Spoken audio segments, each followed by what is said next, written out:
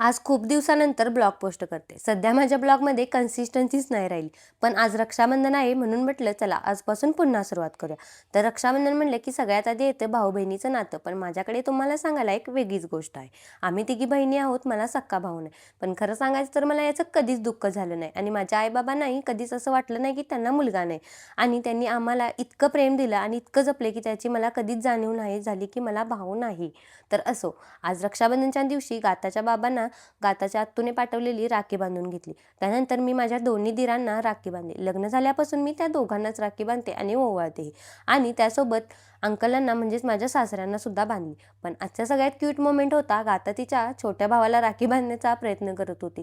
त्याला ओवाळत होती, टिळा लावत होती. त्या दोघांचं काहीतरी वेगळंच चालू होतं. पण खरंच सांगते, त्या दोघांना बघताना खूप आनंद होत होता. ते छोटंसं बहीण भावाचं नातं खूप क्यूट वाटत होतं. तर असो, असा होता माझा आजचा रक्षाबंधनचा दिवस. तुमचा कसा होता ते मला नक्की कमेंट करून सांगा. भेटूयात नेक्स्ट ब्लॉगमध्ये.